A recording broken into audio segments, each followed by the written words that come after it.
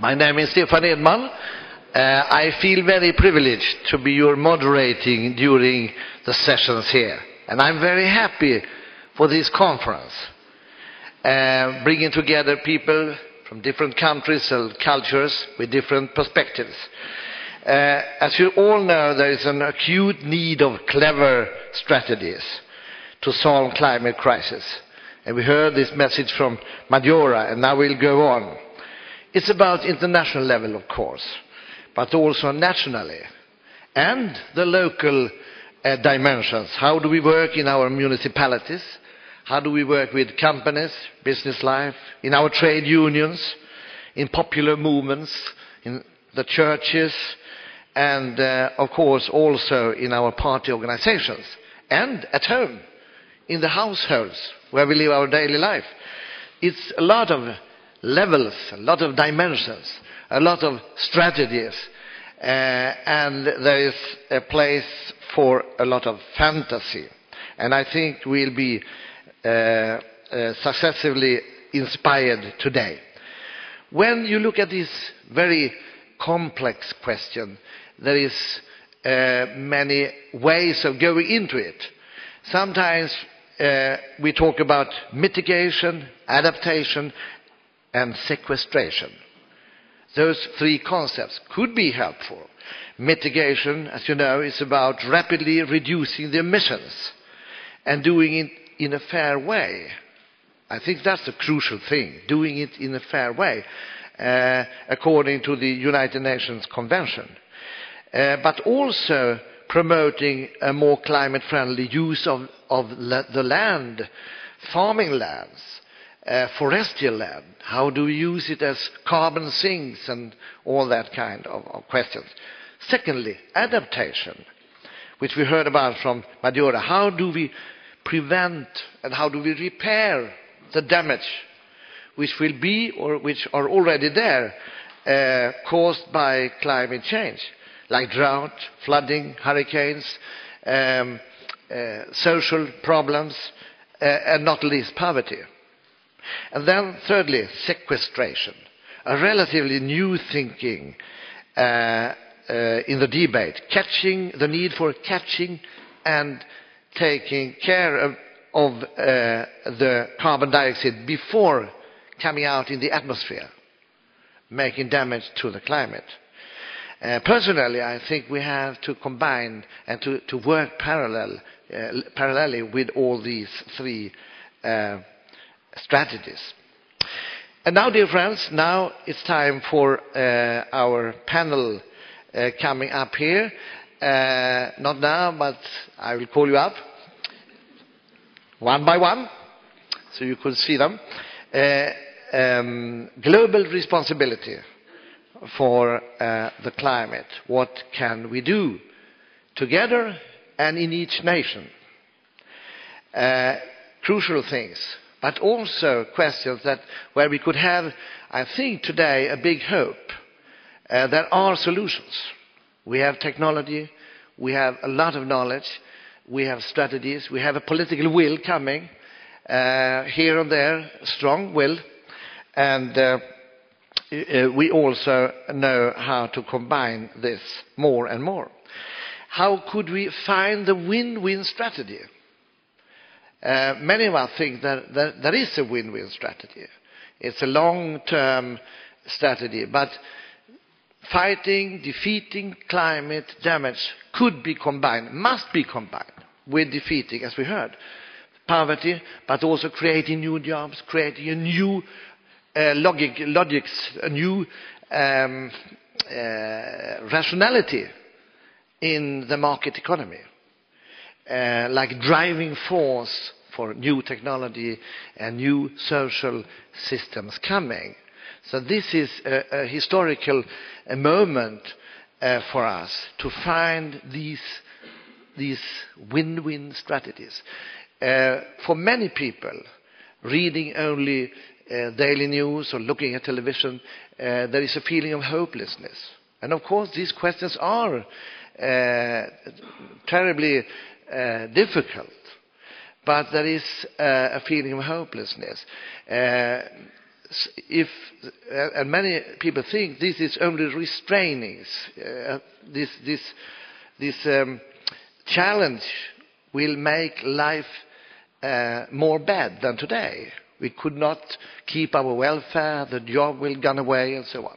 We have to show, as social democrats, that it's the opposite. That is a winning strategy. It's not easy, but we can do that.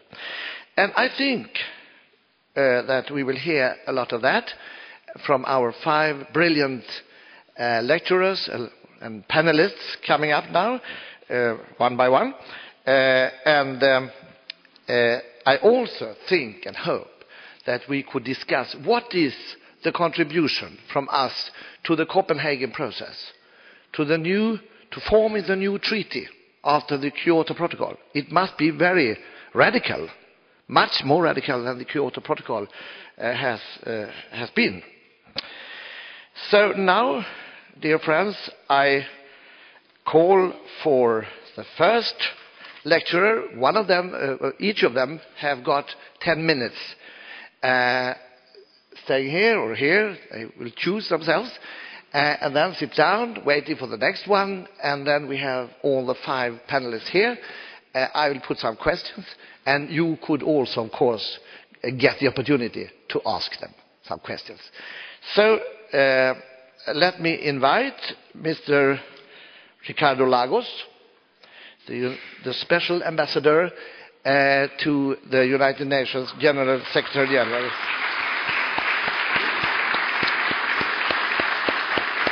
For climate questions. And as you know, former President of Chile. I'm very happy, Mr. Lagos, to see you here. Very welcome to give your message. Stay here if you want. Yeah.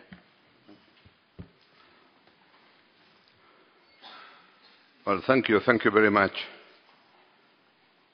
And excuse me because I was told to speak in English and not in Spanish. But let me tell you that I'm extremely happy to be part of this working conference. And let me tell you, as I told you, Marjorie, all of us here are quite impressed for your speech. And all of us are quite impressed for what you have accomplished.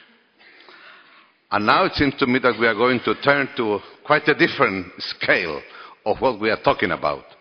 Because now the question is, what can we do at the global level? The grassroots was already done in a brilliant way. It's much more difficult, the challenges that we have at the global level, when you should try to put together 190-something countries. But I think that it's extremely good to be here in Stockholm, because the adventure, how we're going to mold the future society in this 21st century, started here in Stockholm, as was recalled in 1972, when another Prime Minister was extremely important to put the question in front of us. And the question of, in the words of Goran Persson, how to put green in a welfare state is becoming more and more important.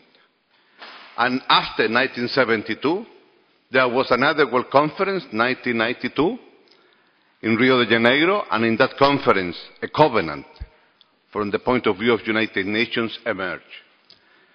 And the Treaty of United Nations is very simple and very general, and as any principle, and as any treaty, has general principles. The principles that all of us, different countries, are equally responsible, but with different responsibilities. All of us are equal in a sense to produce a result, but our responsibilities are different. And therefore, the principle of equity is going to be extremely important, because not all the countries are equal in terms of responsibility of what do we have now. It's true. Our emissions that we produce today will last there 120 years. Therefore, the emission that already we have in the atmosphere has been there is the result of the accumulation of the last 120 years. And it's true, if you measure how responsible are different countries for the historical responsibility of the 120 years, then the number one country is the US with about 30%. And then you have Germany and now the Chinese with about 7%. Great Britain about 6%, and so on and so forth. So the question is, they are equal but differentiated responsibilities. And then the question of equity, what can we understand by equity? Now, all of us agree that different countries have different capacities to face the problem. And different capacities means different capacities to produce technology and to face the new problems. And at the same time, country has different capacities in terms of financing. And it's no question that bigger countries has much more financing than smaller countries, and so on and so forth. So the question is, how are we going to translate these principles in practical terms? And the Rio Convention 1992 was followed up by the so-called the Kyoto Protocol. And the Kyoto Protocol was an effort to translate the principles in numbers. And what do they say in the Kyoto Protocol? In the Kyoto Protocol, they say that there are some developed countries and some developing countries. 56 countries are developed. And with regard to those countries, and with regard to mitigation, as our moderator just explained to you, mitigation means what is the target that you will have to fulfill in order to prevent further deterioration of climate change. And therefore, the effort to translate the principles means that Annex I countries, the developed ones, has to diminish emission by 5% by the year 2012 with regard to the emissions that you had in 1990, 5%. And the other countries, the non-Annex I countries, the rest of the countries, developing countries, well, they are going to be urged, try to do what you can, but there is not a target. And that's the point. And that's the point because United States and in that moment Australia say, since the major emitters that are becoming big emitters like China and India are not part of the protocol according to Kyoto, because they are developing countries, as long as they are not subject to a target, we are not going to ratify Kyoto. And this was the situation with regard to the US and Australia. The new government in Australia, the Social Democrat Kevin Rudd, changed the position, and now Australia is going to ratify Kyoto. But still there is a problem with the US. And therefore, when there is a new treaty that has to replace the Kyoto Protocol, the big issue is, what are we going to do? And then I would say that in just 10 minutes, I would like to mention two things. First, the good news.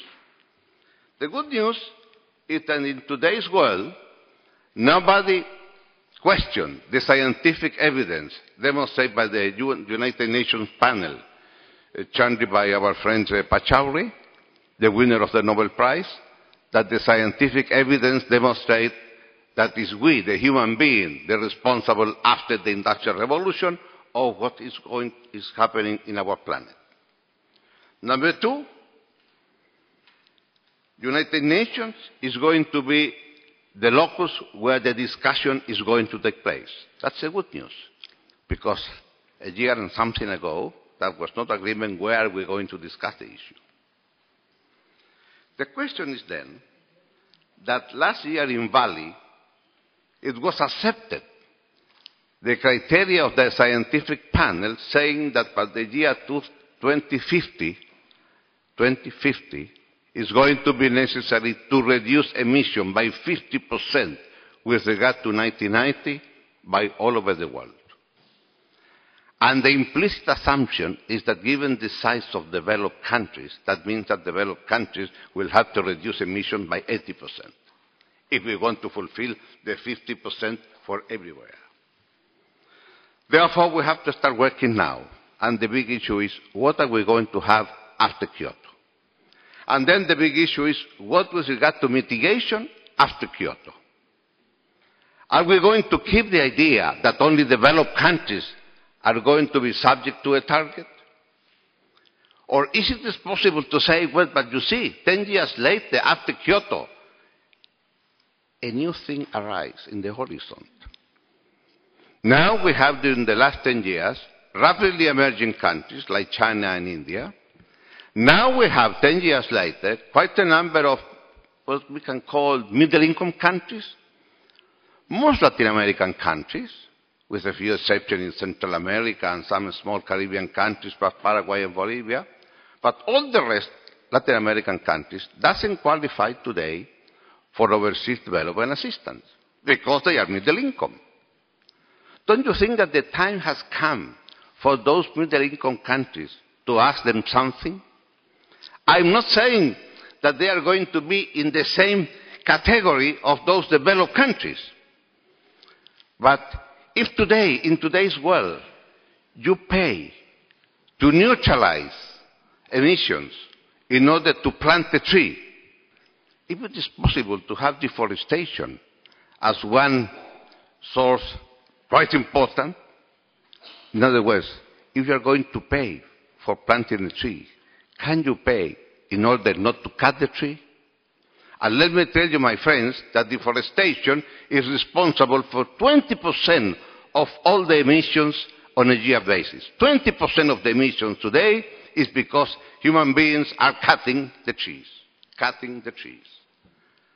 Now, it's true. President Lula once told me, look, Ricardo, what can we do?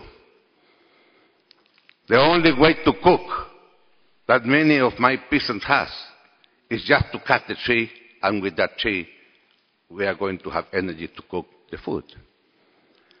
Well, the question is, if it is possible then to pay in order that that peasant will not have to cut the tree. Therefore, what I do think is important is that it's possible to have a menu for these new countries that are emerging.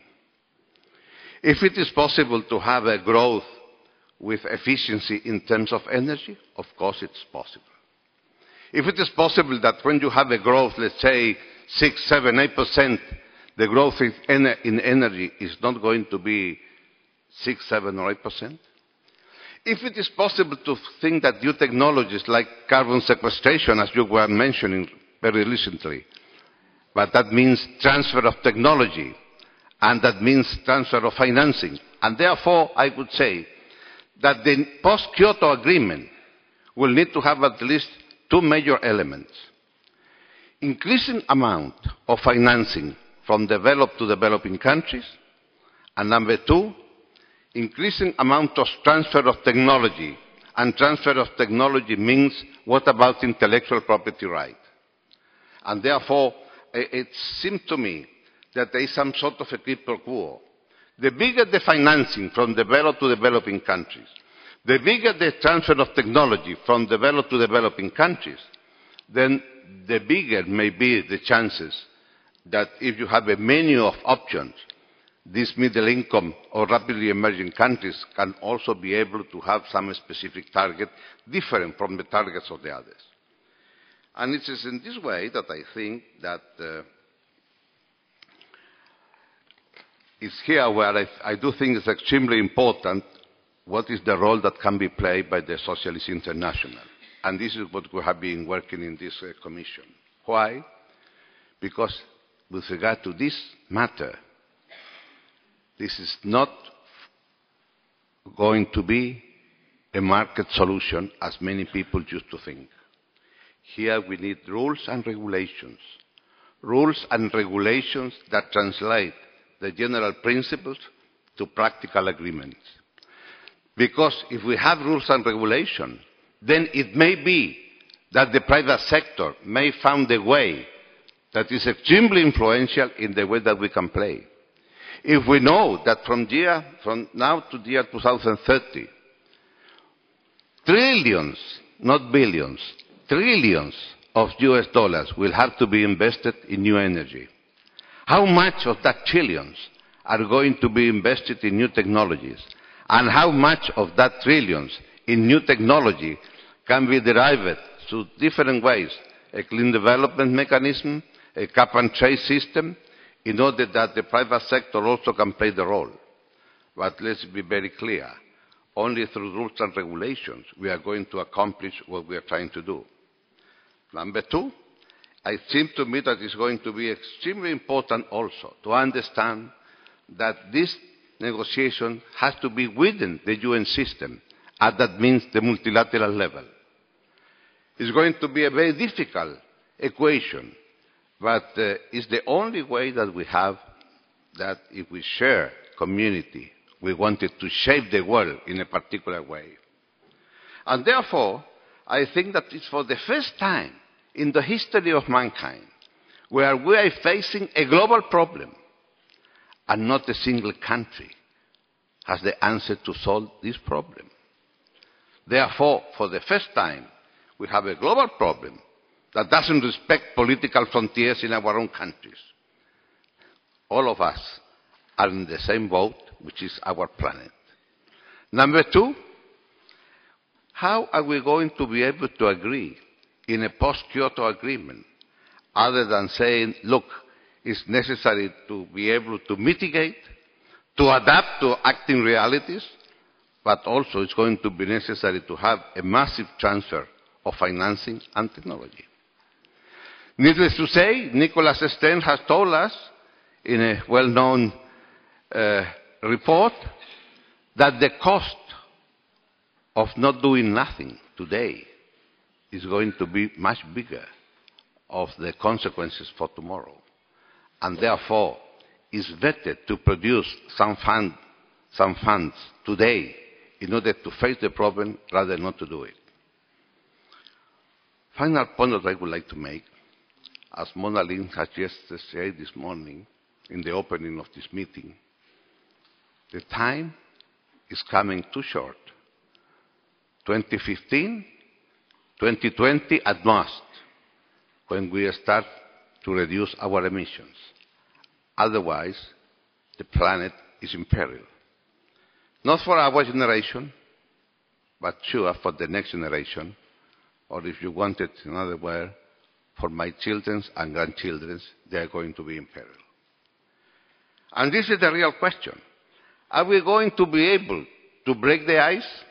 Are we going to be able to break the situation by which I don't sign because you don't sign? I don't do because you have not a target? All of us have to have different targets, different measures. How are we going to comply with the agreement? What international institution is going to be established? What international institution, as Sergei Mironov explained yesterday to us, in the area, for instance, of a new renewable energies? Final thought. I think that the fact that in today's world the price of energy coming from fuels is so expensive, then it's a good news from the point of view. It's a good news from the point of view that many renewable energies that in the past used to be unprofitable from the point of view of the market now are becoming profitable. The real question is that in this 21st century we will move from a society that is highly intensive in the use of fossils, oil, gas and coal, and that means highly intensive in carbon. We used to be in the 20th century in a highly intensive carbon society, and we have to move to a low-intensive carbon society in this century. And to move from that point to this point is going to be necessary to have and to face, all of us, this common challenge. So I think that with Olof Palme I think that he was right. We share a common purpose, and that common purpose is how we are going to shape a new society. And that new society is a society where not only we are going to have growth with equity, not only growth, making sure that all of us profit from that growth, with public policies that allows all of us to share the benefit of that growth, but also a growth that is clean, a growth that is green, a growth that allows us to believe in a low-carbon society. And I'm sure that in the near future, countries are going to be measured for the effort that they have been able to make. And I think that every country can make an effort, a different effort, according to the principles. And I hope that from here to Copenhagen, we will be in a position to give the right answer to those principles. Thank you very much.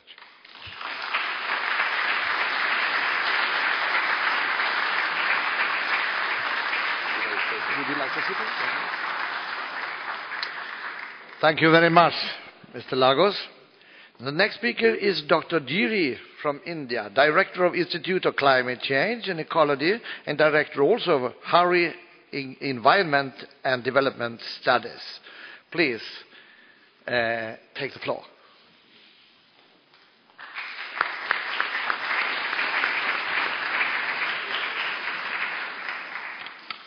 Thank you. Ladies and gentlemen, this gives me a great pleasure to be here in the city of Stockholm, to be a part of another important event that concerns the whole world, not just people sitting here. But after hearing the previous speakers, I will try to skip my written script. I'll try to demystify certain points. One knew that the United States is a land of contradictions. Now we heard where people like George Bush and Maroka sit together, it has to be a land of contradiction. But you knew India is a land of diversities. But hearing the speeches about India's role in climate change, I am beginning to assume that perhaps India also is a land of contradictions.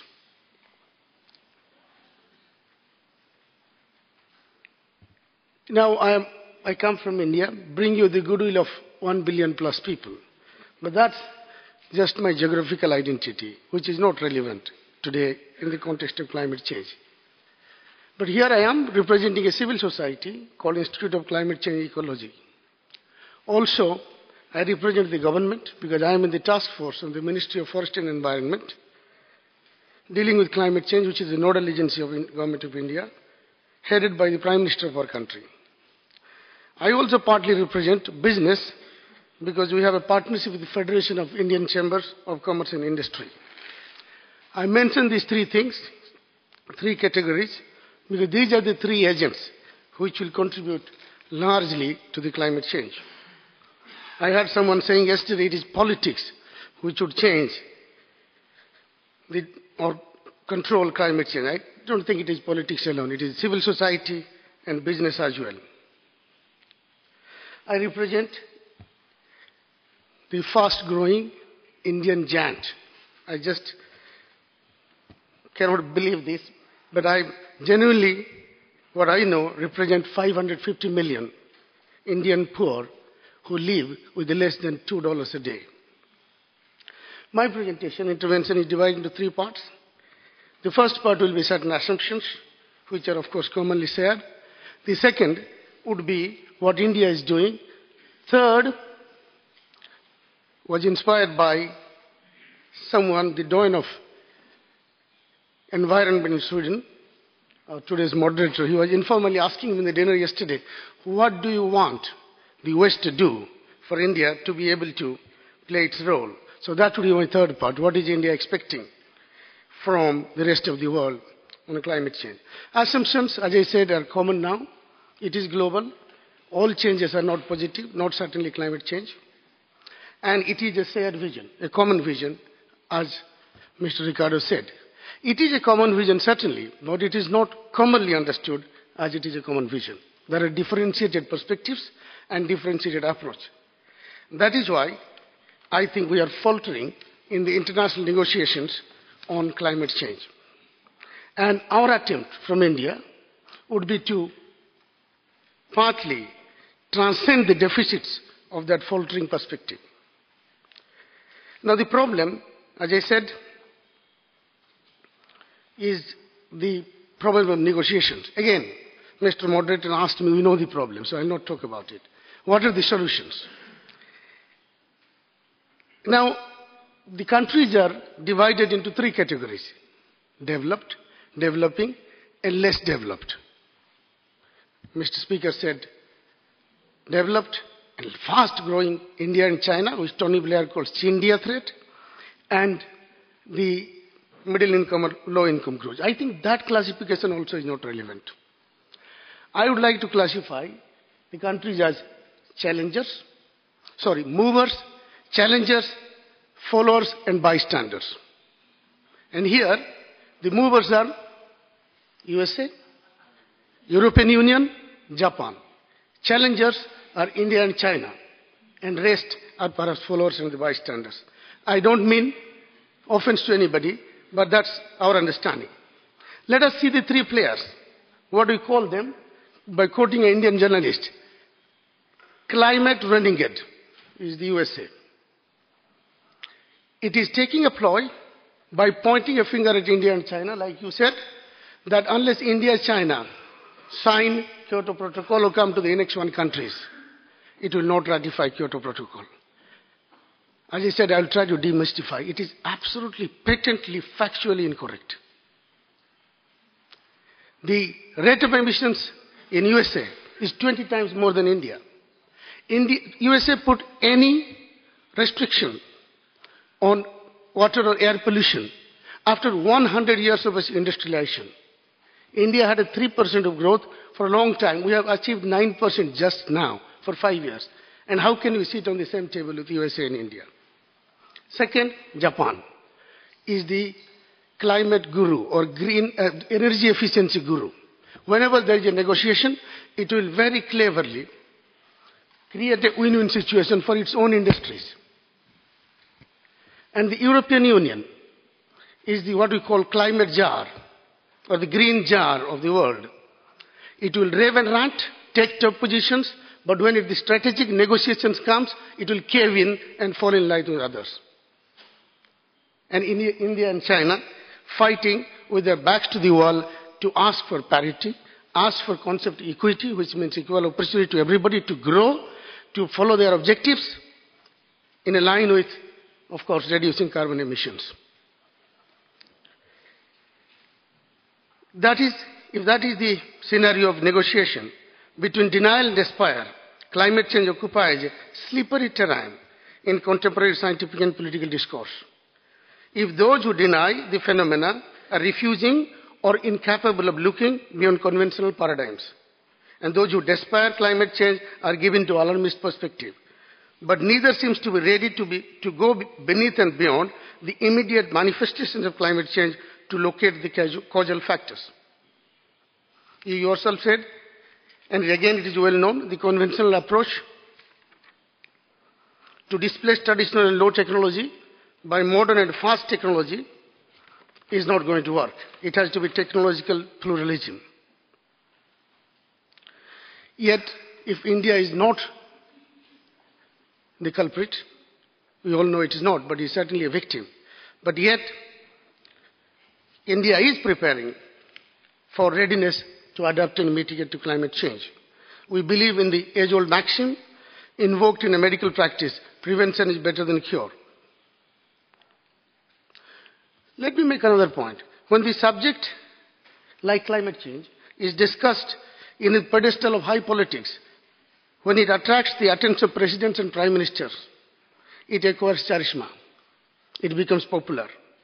But this is certainly true of climate change in the contemporary world. But unless the gravity of the problem is grasped by ordinary citizens, that is, unless climate change becomes a concern of grassroots movements, pronouncements by political elite, and periodic resolutions and declarations by leaders cannot be translated into practice. Therefore, the present scenario is not very encouraging because of the part of this problem. Majority of national populations are inclined to endorse uncritically opinions of their own leaders. We all agree climate change cannot be effectively dealt with by a single country or group of countries, however powerful they might be. But again, there is, I repeat, differentiated responsibility and differentiated response to this major problem. Finally, it needs to be asserted that while global warming leading to a climate change is a phenomenon caused by high technology-driven development, it cannot be tackled through a bunch of technical measures. To arrest climate change, we need to cultivate a positive attitude towards the universe, in particular the Mother Earth. The inhabitants of Mother Earth should imbibe appropriate values which are conducive to prevent climate change. Most of the developed countries, have pursued a homocentric, that is human-centered approach, ignoring the nurturing of Mother Earth. In the relentless rat race of achieving fast growth, the developing countries also are falling into the same trap. This tendency needs to be interrogated and reversed. It is necessary to internalize a cosmocentric approach to the Mother Earth and to the climate change issues. The value orientation wherein humanity and nature are envisioned to coexist in reciprocal and cooperative relationships. We advocate and seek to nurture such a perspective. And what is India doing? Last 2 points. What is India doing about climate change? I would like to share with you that the present government has unveiled a national climate change plan up to 2017 and asked all the ministries to submit their implementation plans by December 2008. The overriding principle and our priority in this plan is on maintaining high economic growth, raising living standards, and identifying measures that promote our development objectives while also yielding co-benefits for addressing climate change effectively. It says these national measures would be more successful with assistance from developed countries and pledges that India's per capita greenhouse gas emissions will never, at no point, exceed that of developed countries, even as we pursue our development objectives. There are 10 national missions. You can see them in the website. I don't want to repeat them. My final point, what can we do together? And sir, to your question, what is India expecting? I have a 7-point program which represents the industry, the political and the civil society perspective. We would like to offer the following suggestions for collective action which must be informed and inspired by concepts of equity, fairness and justice, certainly not by Darwinian principle of power, belligerence and selfish motives. The trade-offs between, point number 1, trade-offs between reducing pollution and existing livelihoods of people must be taken into consideration. I'll give an example. There was a hue and cry all over the world to preserve Taj Mahal, so-called one of the 7 wonders of the world. But while doing so, we had to relocate the foundries, metal foundries, glass factories and brick kiln, which meant loss of 100,000 jobs. And each unit cost at least 3 to 4 million to relocate it. India and other developing countries must grow at fast pace to address the critical issues of health, education, poverty and unemployment, as indeed the developed nations did it in their time. As I said, US introduced the first ever control after 100 years of its industrialization. The negotiations must take into account the differences among the nations in output growth, emissions growth, industrial structure, financing capacities, and policy objectives. We need the transfer of clean technology from the West. A technology fund must be announced. A strategy for deepening, rationalizing, and stabilizing the market based on CDM must be announced. No wonder in the forestry sector, because of the CDM procedures, there is only one project in the whole world which is cleared. And forest is supposed to be the major carbon sequester. GHG emissions should be treated on equal per capita basis in the climate change regime. Finally, the developed nations who pollute 10 or 20 times more should put the money where it is needed. For India and other developing countries to follow a low carbon path, they need close to $30 billion per year. And where is this money going to come from? The adaptation fund must be operationalized soon. Mona Sahlin quoted the 1972 Environment Conference, and I remember an anecdote from there. My own Prime Minister, first woman Prime Minister of our country, Mrs. Indira Gandhi, was coming to this conference. And I was told by my chairman, Haridas Environmental Education Society, who was accompanying him. I just spoke to him to correct it. I went out on the pretext of going to the bathroom, but I spoke to him, who was now in Vienna. Mrs. Gandhi, when she participated in the conference, she changed her speech written by bureaucrats, which is normally done, but she changed the script. And she talked about pollution of poverty in the first environment conference in Stockholm. And today also we are faced with pollution of poverty. The people who are least responsible for climate change are the worst sufferers, and they are going to save this planet if they are given the responsibility by the rich. Ladies and gentlemen, I might have taken a very India perspective, but that is what I was supposed to do. But it is a common problem, and we have our share of responsibility, and we are doing most we can do, and we're open to any fair and just negotiation. But please remove from your mind, India is a threat, India is a giant. It is far from it. If it is a ploy by USA not to sign the Kyoto Protocol, thanks to them. But India is a country of diversity, while in one part it signs and another part it grieves. Thank you very much.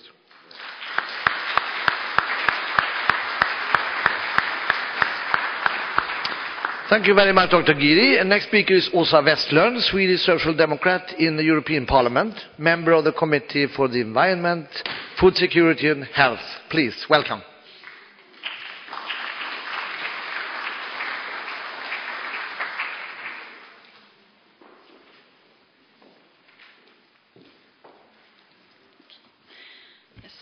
Many thanks for inviting me, and of course it's a great pleasure and an honor for me to take part and be able to speak in a seminar with so many distinguished and honorable guests and speakers. My contribution here aims to give a European perspective on the topic of climate change, of course. As Stefan said, I'm a member of the European Parliament and its Committee on Environment, and also on the Committee on Climate Change. So together with other members of the Parliament and ministers in the Member States, I work now every day with the legislation that will form the basis for all climate change policies in the EU. And the following weeks will be absolutely crucial for that work. These weeks will show if the European Union will agree on a good climate change package of legislation in time, before the final negotiations on a post-Kyoto agreement. It will show if the EU will be prepared to lead the way to an ambitious international agreement in Copenhagen next year. As you all know, the EU member states have agreed on several goals for the EU in order to tackle climate change. The most crucial one being, of course, that the EU should reduce its greenhouse gas emissions with 20% to 2020 and 30% if there is an international agreement. The European Commission has presented a package of key legislation needed to reach this goal. It is meant to show the rest of the world that we take our responsibility and that we are ready to do even more if the rest of the world follows. But the fact is that already in the United Nations Climate Change Conference in Bali 2007, the EU ministers agreed with the experts and said that the developed countries would need to reduce their emissions by 25 to 40% to 2020 if the average temperature increase should stay below 2 degrees. That means that if the EU do less than this, developing countries and emerging economies have to do more than what was agreed in Bali. And that is not likely to happen, and nor would it be fair. Because the responsibility is ours, and we have to live up to it. Therefore, it is important that this climate change package proposed by the European Commission is strengthened. I think the EU should cut its emission by 40% unilaterally. But unfortunately, the opposite is happening right now in the European Parliament. It is very alarming because the European Parliament is, together with the Member States, of course, legislator of the whole climate change package. As in so many other cases, it is the Conservatives and the Liberals in the European Parliament who is to blame. Let me take two concrete examples. Last Monday, in voting on how to cut CO2 emissions from cars, the Conservatives and the Liberals simply said yes to every car manufacturer's every request to weaken the proposal. They seem to have worked under the motto, "Leave no lobbyist behind." Instead, they actually left the climate behind, of course. The result was so bad for the climate that we, the Socialist Group in the European Parliament, decided that we cannot even discuss the legislation on this basis. No legislation is actually better for the moment than a law so bad as the one they voted through. The other example is the way the Conservatives and Liberals are now attacking the emission trading system. This system is designed to create a clear incentive to lower emissions. You can sell emission rights that you do not need, and if you need to pollute more, you will have to buy more emission rights. It is based on the sound principle that natural resources, such as clean air, water and soil, are a common good, and they are not for free. If you use them, you should also pay for it. The emission trading system now in effect could be considered a test version. Every member state was more or less given the right to determine the amount of emissions by themselves. In the next period of the system, the emission rights is auctioned or given in a much more strict way. This will lower their emissions effectively. But the Commission proposal is now watered down, mostly by Conservatives and Liberals in the Parliament. They want to allow higher emissions from more industries and with less control. In effect, they are now trying to undermine the whole system. So next time you hear a Conservative or a Liberal talk about how concerned they are for climate change, a good question is why, in that case, they now undermine one of the most effective measures to combat it. Action speaks louder than words. To summarize, if the EU would take the decision in Bali and the science seriously, we would reduce our emissions more than the European Commission proposed. But the risk now is that the right-wing majority in the Parliament and among the Member States do exactly the opposite, because the signals from the Member States are not very encouraging either. So what should the EU do then? I have 5 points I'd like to share with you. First, the EU, and of course, the EU should stand up to its commitments and reduce its emissions so that the temperature do not rise more than 2 degrees Celsius. Never ever back from that overall target. If one sector is to do less, other sectors must do more.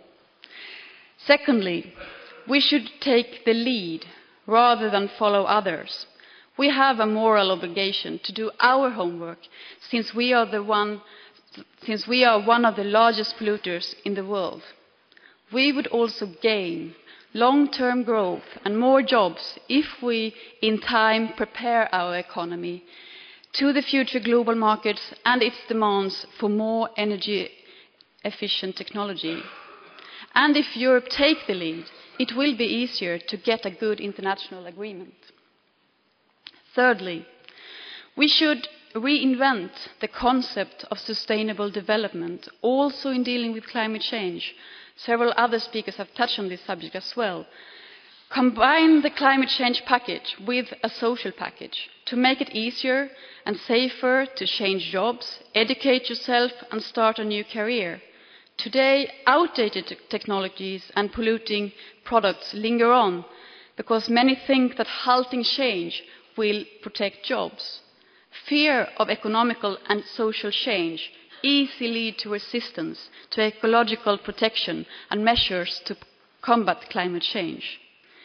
It is easy to understand that many industries lobby against change, but our jobs and our economy is not threatened by environmental thinking and new technologies. Our jobs are threatened by old technologies and lack of adaptation to future demand, because future demand is green. Fourth, the EU and its member states have to recognize that climate change is a security issue. Climate change has already resulted in armed conflicts, migration and even wars. So it is a serious security issue. But normally, when we deal with security and defense policy, we plan for the worst. And we allocate the resources and the will to meet the worst possible scenario. But suddenly, when it comes to the threats from climate change, we plan according to the most likely scenario, with the obvious risk of doing too little and too late. And as with other security issues, we cannot afford that. Finally, as I said in my introduction, the following weeks will be absolutely crucial for Europe. Should we lead or should we follow? If the result is not good enough, I sincerely hope that the elections to the European Parliament in the spring will show that the voters do not want politicians who are not prepared to take up the challenge of climate change. As socialists and social democrats, we must be able to take that responsibility and at the same time get people to appreciate it. I think that we can do just that. So that is actually my fifth point. The leadership in Europe must change if the EU shows that it is not up to its task. And we as socialists and social democrats must be prepared to do just that. Thank you very much, and thanks for...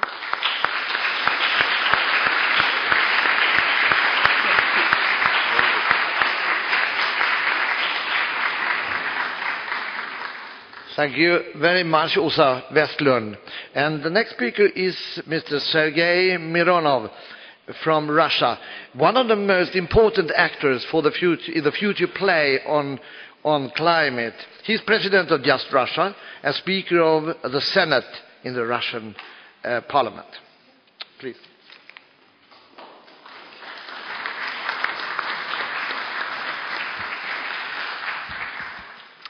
I'll speak Russia. Уважаемые коллеги, дорогие друзья, я хотел бы сказать несколько слов о той проблеме, которая волнует сегодня все человечество. Проблема изменения климата. Прежде всего, я хотел бы задать вопрос, на который сам себе и отвечу. Все сейчас видят, как резко меняется ситуация с изменением климата, как возрастает количество тайфунов, цунами, катастроф, в том числе техногенных, которые, если внимательно посмотреть, тоже очень часто имеют причиной процесс изменения климата. И все понимают, что если мы не начнем реагировать немедленно, то количество таких катастроф неизбежно будет возрастать. Какой же вопрос я хотел и хочу сам себе задать? Действительно ли климатические изменения – результат развития цивилизации? Или, иными словами, антропогенная деятельность, деятельность человеческой цивилизации является ли фактором, влияющим на изменение климата? И я, кстати, являюсь по одной из профессий горным инженером-геофизиком, честно отвечаю, безусловно, да. Но я задаю себе второй вопрос. Является ли антропогенная деятельность единственным фактором, влияющим на изменение климата? И я, опять же, честно отвечаю, нет, есть иные факторы. В частности, как вы знаете, ученые до сих пор спорят, что же первично: повышение концентрации углерода в атмосфере, либо потепление ведет к увеличению концентрации углерода. Лично я склонен доверять так называемой астрономической теории о влиянии активности Солнца, которая имеет определенную цикличность на изменение климата. Кстати, согласно этой теории, во-первых, в конечном итоге закипание, в кавычках, планеты, слава Богу, нам не грозит. Более того, планета и климат нам может преподнести сюрприз где-то к середине этого века, потому что вместо ожидаемого дальнейшего потепления может начаться обратный процесс. Но при этом я остаюсь абсолютно убежденным, что любые усилия человечества, любые усилия современных цивилизованных стран по снижению воздействия на окружающую среду, по уменьшению, в частности, негативных выбросов, в том числе парниковых газов, они позитивны, они необходимы, и человечество должно идти именно по этому пути. Поэтому Россия дала зеленый свет Киотскому протоколу, поэтому мы с таким вниманием наблюдаем за посткиотским процессом и уверены, что посткиотские соглашения должны быть более конструктивны, более жестче, и многие здесь мои коллеги выступали, говорили именно об этом. И уж коли мы столкнулись с глобальным явлением, с глобальным вызовом, и мы понимаем масштабы этих вызовов, мы понимаем, что для решения вот таких глобальных вызовов должно быть обязательно глобальное участие. То есть все страны мира, вся человеческая цивилизация должна решать эти проблемы. Потому что в одиночку никто не спасется, никто не окажется на неком острове счастья, где не будут проявляться те или иные любые глобальные процессы, с которыми сталкивается наша планета. Думаю, что в целом мы приходим к пониманию, что варварское отношение к природе, отношение, когда человек очень самонадеянно полагал, что он властитель и хозяин природы, все-таки завершается. Приходит понимание, что только в гармонии с природой, с окружающей средой, а в конечном итоге в гармонии с самим собой, человек может счастливо жить на нашей прекрасной планете. Природа и человеческий разум дают нам достаточных ресурсов для безбедной жизни. Как сказал один из величайших русских поэтов Михаил Лермонтов, я с удовольствием процитирую его некоторое стихотворение, я понимаю, что в переводе оно не будет звучать так, но попрошу переводчиков максимально дословно перевести. Итак, как писал Михаил Лермонтов. «И с грустью тайной и сердечной я думал, жалкий человек, чего он хочет? Небо ясно, под небом места много всем, но беспрестанно и напрасно один враждует он. Зачем?» Вопрошал более 100 лет тому назад великий русский поэт Михаил Лермонтов, и действительно вслед за ним сегодня можно воскликнуть. Зачем? Зачем человечество само ведет себя к неизбежной гибели? Зачем разрушает ту хрупкую часть нашей планеты, которую кто-то называет биосферой, а выдающийся русский ученый Вернадский ввел новое понятие «ноосфера», включая уже продукт интеллекта человека и человеческого разума. И он же говорил, что человек и его деятельность – это уже является геологическим процессом на Земле по тем последствиям, к которым это приводит. Я хотел бы сказать несколько слов о том, как в современной России решаются проблемы экологические, проблемы, связанные с вступлением и ратификацией России Киотского протокола. Я, как законодатель, должен сказать, что у нас есть экологическая стратегия, у нас формируется качественное современное экологическое законодательство, но я одновременно являюсь спикером Верхней палаты парламента России, являюсь председателем Межпарламентской ассамблеи стран СНГ, Содружества независимых государств. Это государства, которые образовались на пространствах бывшего Советского Союза. И там мы занимаемся модельным законотворчеством.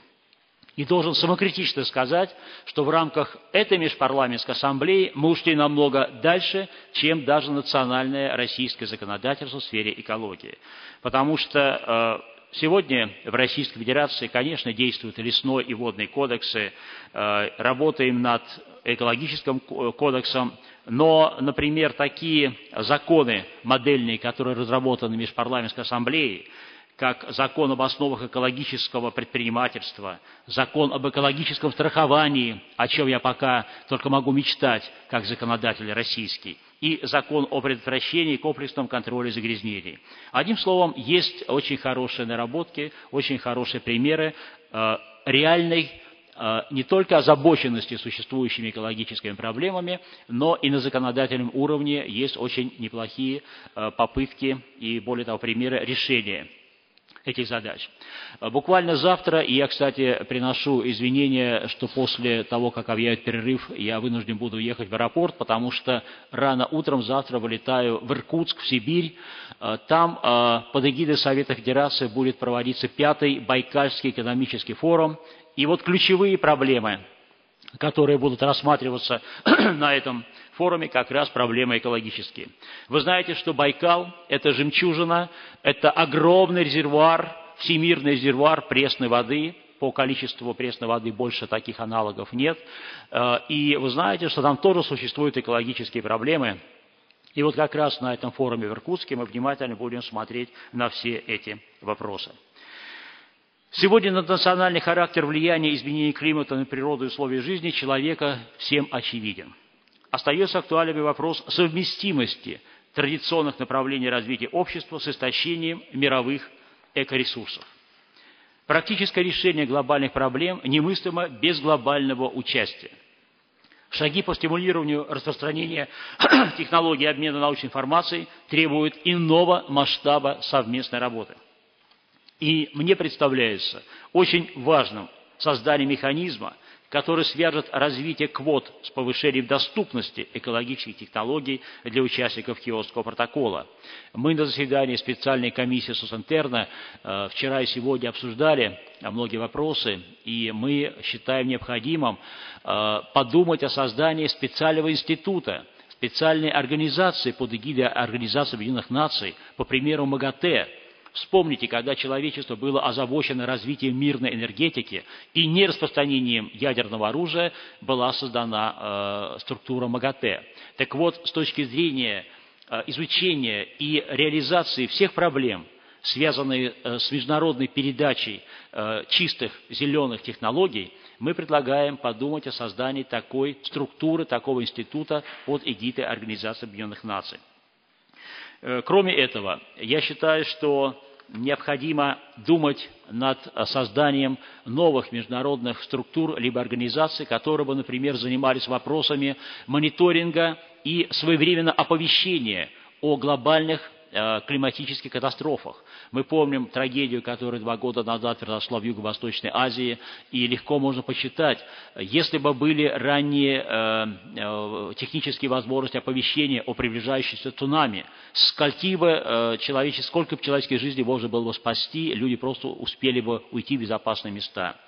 Учитывая, что количество катастроф возрастает, мы видим, что многие государства, на территории которых происходит та или иная катастрофа, причем неважно, в чем ее источник, природа, либо это природная, либо техногенная, но государству зачастую уже не хватает ресурсов, резервов для того, чтобы ликвидировать последствия, потому что, когда весь мир начинает собирать деньги, и это очень хорошо, но представьте себе ситуацию людей, которые подверглись разрушительному землетрясению, либо цунами. Им сегодня, сейчас нужны одеяла, кровати, медикаменты, вода, продукты, не деньги, а именно вот те предметы выживания, в прямом смысле этого слова.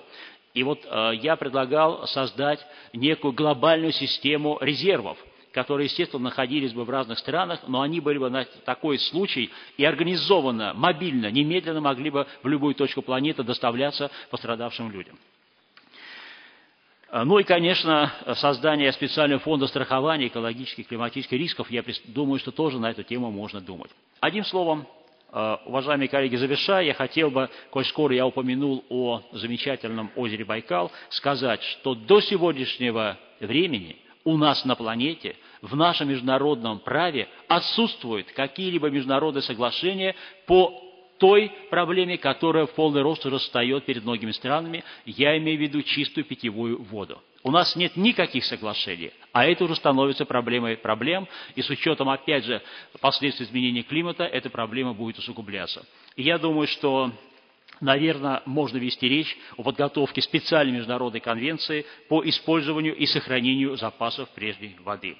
Уверен, что только вместе, объединившись, мы можем дать достойный ответ всем глобальным вызовам. И еще я уверен, и мне очень было приятно слышать члена депутата Европарламента, представителя социал-демократической партии Швеции, который очень убежденно говорил о том, что только социалисты, только социал-демократы могут смотреть вперед, могут на примере видения будущего подсказывать и давать позитивные решения. Уверен, что и работа специальной комиссии Сосинтерна по устойчивому развитию и изменению климата даст необходимые алгоритмы для Генеральной Ассамблеи Организации Наций с точки зрения решения существующих проблем. Социалисты всегда впереди. Спасибо.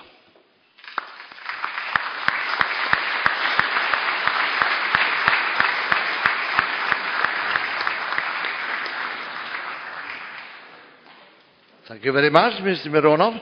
And the last speaker is Guy Ryder, Secretary General of the International Trade Union Confederation, with 168 million people behind you. Yes, that's formidable. Thank you.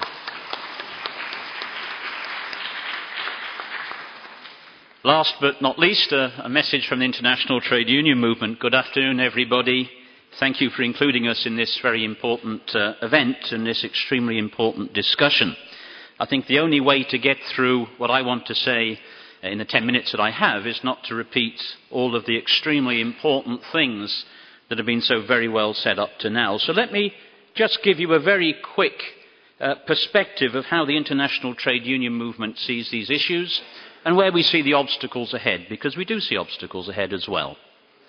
You know, for 20 years after the Stockholm Conference, we have to confess that Swedes and their Nordic trade union colleagues were practically the only people who raised environmental protection questions in international trade union fora.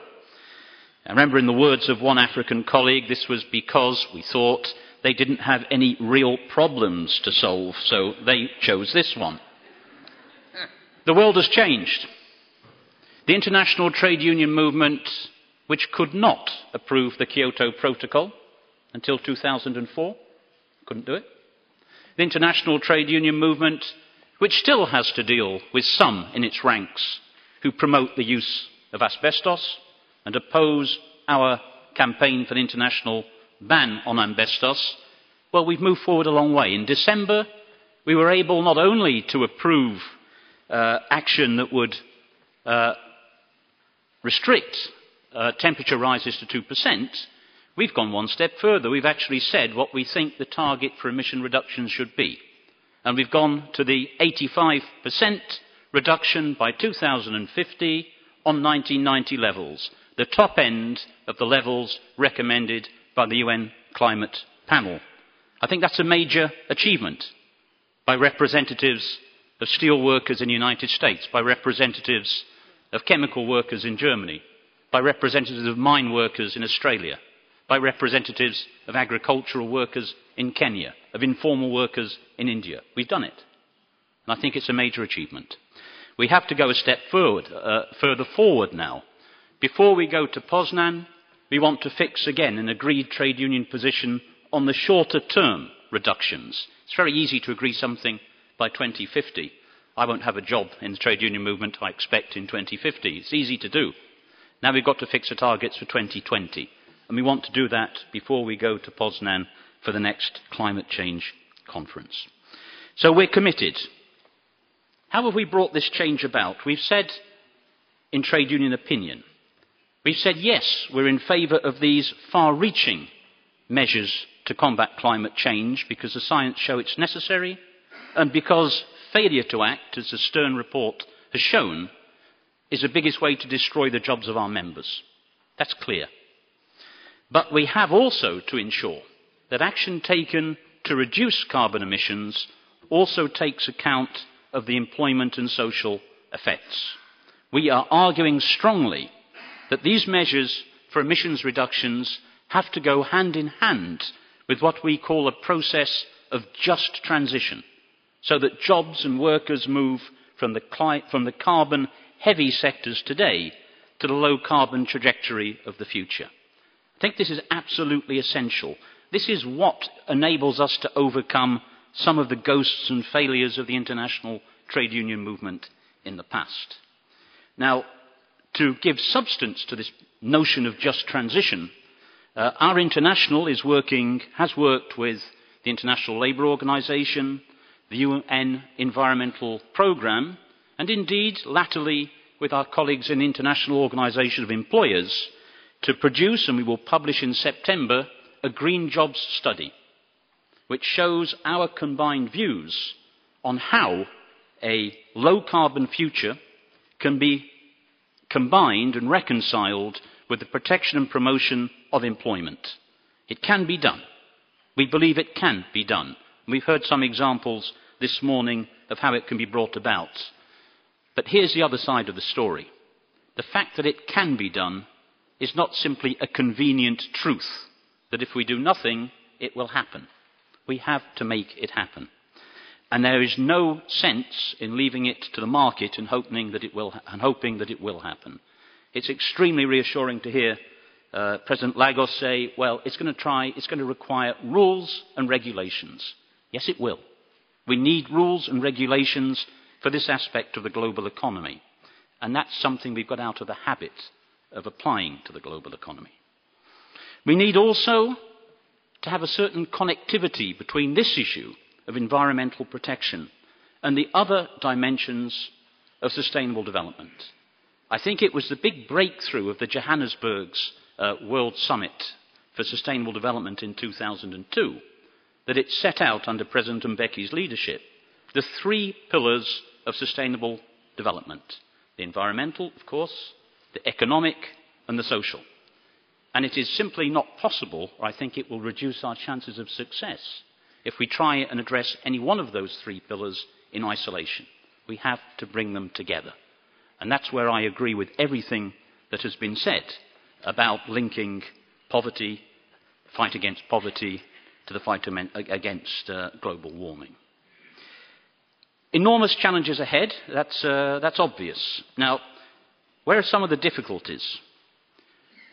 I think that the major difficulty is precisely in giving substance to this recognised, shared but differentiated responsibility that exists around the globe. I can see that being an extraordinarily heavy challenge for the international community in the relatively short period that we have available before we all go to Copenhagen at the end of next year. And let's be honest, and I hope I'm not saying something to depress you, the record of multilateral negotiations, the record of the international community in recent years in handling the big issues has been deplorable. World Trade Organization, looking for a deal that could have been a win-win situation for everybody, it doesn't work. It didn't work. Doha remains stalled. Have we done well on poverty reduction? Have we lived up to the Millennium Development Goals? Have we been serious about tackling migration issues in the multilateral system? No, I don't think that we have. So maybe this is the opportunity. Environmental protection could be the moment where we demand popular opinion, public opinion demands that the international community steps up its game. Does it require new institutions? I don't know. But it certainly requires new attitudes. It requires a new approach to multilateralism, which has been weakened by the behaviour of certain governments and their resort to illegal unilateral action in the world. We have to change. We have to change very, very quickly because the costs become greater as delay continues. Let me just finish, because I want to keep to my 10 minutes, by what I see as an anecdote, but I think it goes to the core of the dilemma that we face. We have to not just convince people, that we have to find ways to ensure that countries are able to pursue their justified, their legitimate development paths and ambitions for their people in ways which are sustainable and environmentally responsible. Now, the anecdote comes from the attitude, let's just take one example. The motor car being produced in India as soon as that problem in West Bengal is solved. The Tata Nano in India. It's going to cost something over $2,000 US. It can liberate millions of Indian working people, give them the opportunities that the Model T Ford gave to American working people those decades back, which gave people in my country through the Austin 7, through Italians through the Fiat Cinquecento, through French through the Deux Chevaux. These were liberating events in the lives of our grandparents and our parents. Are we going to deny that to Indian working people? Are we going to say, sorry, we had it, but you're not going to have it? I think in that little anecdote, we have the problem of shared and differentiated responsibility. And I think it's going to take an awful lot to move it forward.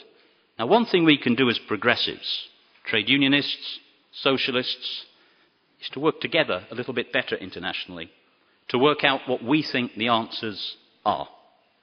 You know, the Washington Consensus is proving remarkably resistant to political degradation. People tell us it's dead, but its effects are still very present, still there. We, as progressives, are like a football team playing away from our own stadium. We have a disadvantage. We have to shift the status quo of political thinking. Unless we work better together as progressives, internationally, it's going to be very difficult. But if we do it together, I think it will be a major step forward. I hope that was 10 minutes. Thank you very much.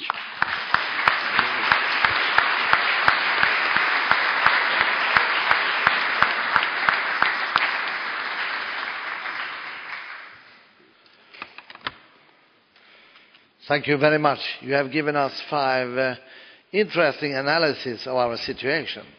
And of course, there is a lot of questions you could put. We have not the time for that, so I will make a very personal selection. I listened to Dr.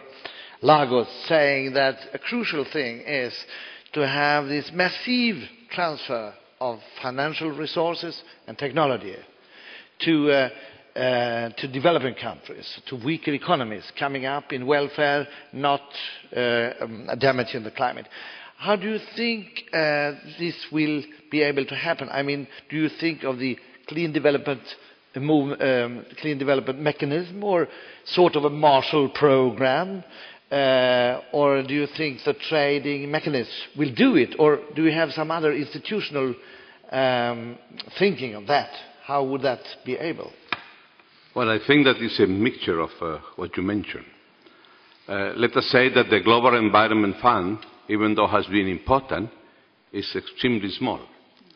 Let us say that with regard to the clean development mechanism, most of the project has been doing and developed in China. I'm not against China, of course, but that gives us a part of the explanation. And this is why I say that it's essential to have rules and regulation with regard to this particular area. Yesterday at the Commission, I mentioned an editorial article by the President of the Bank of America saying, unless there are rules and regulation at the governmental level, never is going to be possible to put some private money in that kind of mechanism. Needless to say, from the point of view of the economy, and I finish with this comment, it would be much better to have a tax on carbon. Nevertheless, the possibilities to have a tax on carbon in today's world is extremely difficult. As you say, the Washington Consensus is still alive, you know, and the consequences still many countries are paying that. So if we are not going to have something like a tax that is all over, then I guess that if you're going to have something like a cap and trade or anything like that, if you're going to be, it's going to be possible to transform, for instance, the debt in many countries to some green solutions, so you transform that, you swap the debt in green solutions, that may be another possibility. But all these things will require some kind of agreement in a post-Kyoto agreement. Yeah. Thank you. Åsa, you gave us a relatively dark picture of what's now happening in future weeks, the weeks to come, concerning the Copenhagen process and the United Union's contribution to that. What will happen? What has to happen to turn that negative process just now? Could we strengthen the opinions in the nations, or what do you see? What give us some sort of message? Can we contribute? Yes, if everyone sent like 5 emails to different MEPs, I'm quite sure it would matter actually. Brilliant. I think as a member of the European Parliament, you meet a lot of business people all the time, and they have long lists of demands. But still, when you open your mailbox, you have quite few. But still, there are some emails or letters from ordinary citizens, and they tend to get to your heart a bit more than those very good speeches. But anyway, bought speeches. So, well, if everyone would like to do that, I am quite sure that that would make a big change.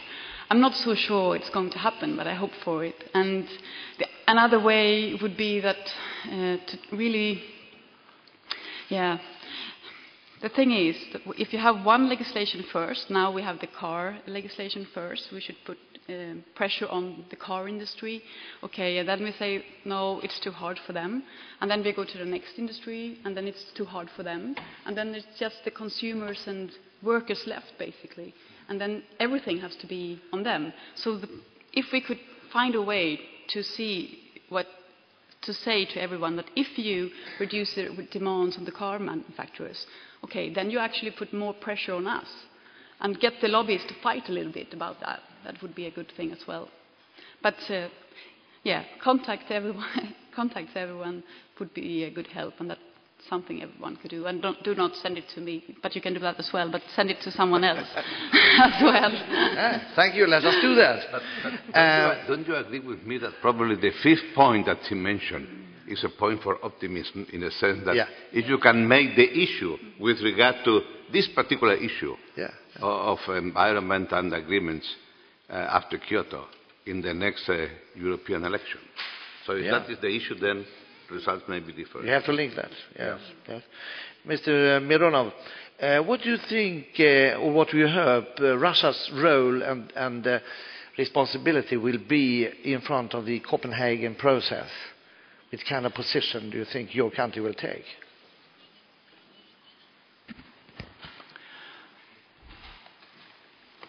Как вы знаете, я уже говорил, Россия дала зеленый свет Киотскому протоколу.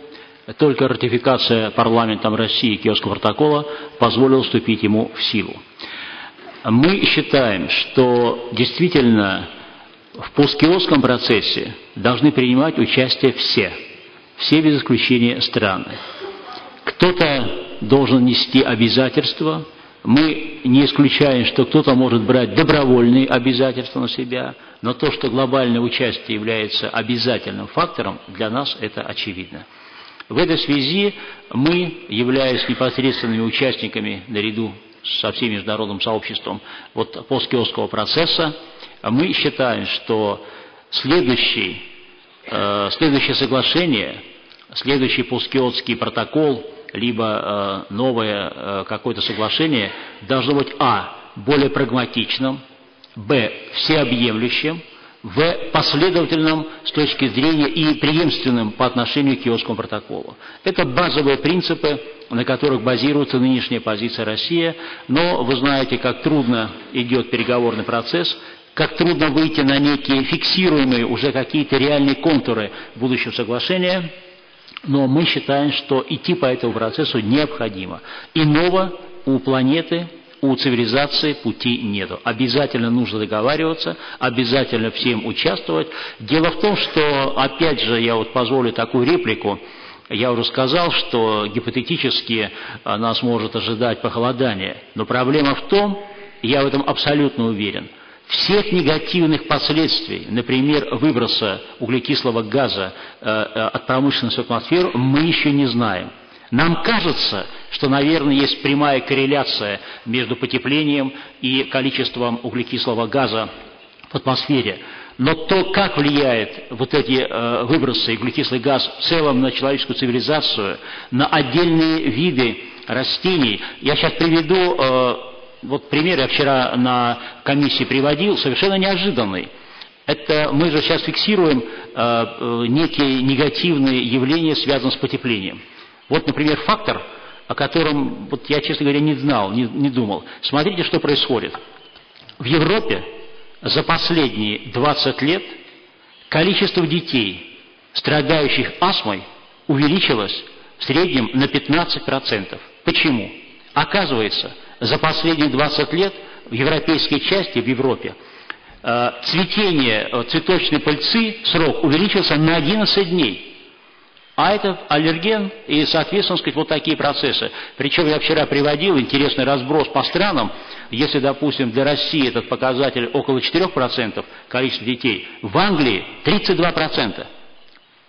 Значит, что-то там происходит. И вот таких факторов, которые совершенно неожиданны, мы еще не знаем. Поэтому обязательно необходимо уменьшить любые воздействия на окружающую среду. И первое, что нам приходит, конечно, уже ограничить выброс углекислого газа и других газов. Кстати, опять же, вот наша комиссия в сегодняшнем заявлении, мы обращаем внимание на новую компоненту, на новый газ, который пока не подпадает под киотские ограничения, который тоже является очень таким вредоносным для атмосферы планеты. Спасибо. Thank you. Dr. Giri, many countries in the world, especially in Europe, now focus on the possibility to buy renewables from countries like India, cultivated in the farming land. Is that a threat, do you think, when you look for 5 or 10 or 15 years in front of you? Is that a threat to the food production? Or will that do? You could do both? It is a certain kind of biofuels are a threat to our food production. But yes, other bioenergy is not a threat. As you said, it's a hot country. Solar energy is not a threat. Hydraulic power is not a threat. But certainly, certain plantation like Jatropha, which guzzles a lot of water, would be a threat to our food production. So we are looking for... we have in our own countries technology for certain renewable energy, but looking for outside world to provide that, because that's the path that we would like to take, given our population and the land size. Thank you. Thank you. Guy, if you should be very optimistic concerning green jobs created as a result of defeating the climate crisis, how many jobs do you think you could create? And could you communicate this to the members? Because we all know there have been a skepticism since many years, not so much now, but before, from Labour in front of the environmental questions. They have seen those solutions like a threat to the jobs. But if you should be optimistic. Well, I think... by the way, we will communicate our study when it's published, I think, on the 23rd of this month, and we'll make a major effort to get members to actually look at it and to understand it and to draw conclusions from it. What I think is the key figure, and we believe that it is possible, one doesn't have to be overly optimistic about it, is that there are sufficient jobs that can be created to cover those workers who are displaced from jobs that are going to have to go.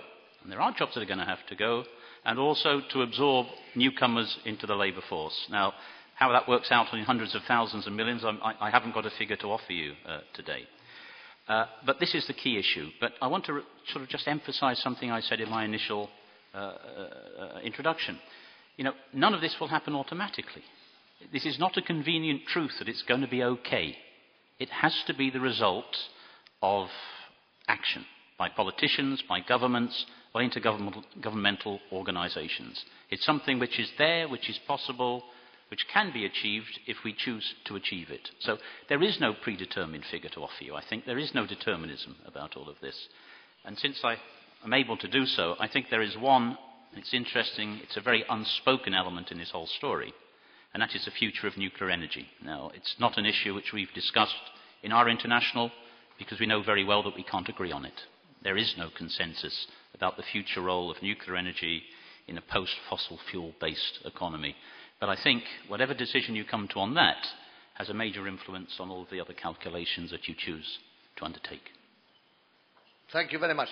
I should have a line to ask you, saying something in 10 seconds, if you are an optimist. Give me one good reason for that. Imagine you meet a person outside here in the street, and they ask you, they know you are experts, why could I be a little bit optimistic? We are short of time, but I dare to do that. So, in 10 seconds, imagine you get the question from me now. Give me one single reason to be optimistic. Look in the 5 or 10 next years. Very short. Well, this same question, a year and a half ago, I couldn't say the scientific evidence tell us, and nobody will dispute that anymore, that the global warming is a fact. Number two, a year and a half ago, the United States wouldn't agree that it's necessary to have the United Nations as the framework to have the discussion. These two answers would be impossible a year and a half ago. Period. Thank you. Thank you, Ricardo. Åsa? Yeah, good. Thank you. Thank you. Yeah, my answer would be that many of the technologies needed to do these cuts in emissions already exist. So we just have to use them. That's the most optimistic answer I can get. Thank you. Sergei. Красота, как известно, спасет мир. Нет ничего более красивого, чем здорового человека, который дышит полной грудью свежим воздухом, пьет чистую воду и ест высококачественные продукты, которые выращены на чистой земле. Иного для человечества не дано. Поэтому мы будем оптимистами, так оно и будет. Thank you, Sergei. Thank you. Dr. Giri. Well, I'm an incorrigible optimist, and I believe in the capacities of men to destroy and to build both. And I'm reminded of a famous quotation on democracy by Voltaire in his Second Coming. He said, man's capacity for injustice makes democracy necessary, but man's capacity for justice makes democracy possible. Thank you. Thank you. Yeah. Two reasons. The first is I think that historically the first general election in Australia was won on climate change above all else. Yeah. The second issue being workplace rights. And it was won on those two issues, and Rudd did ratify Kyoto after that. And secondly, and more immediately, because although trade unionism is of distinct disinterest to her, my daughter, who's 15-year-old, cares passionately about climate change. Good. Thank you. Thank you. Thank you. That's tremendous challenge, but also optimism. Thank you very much.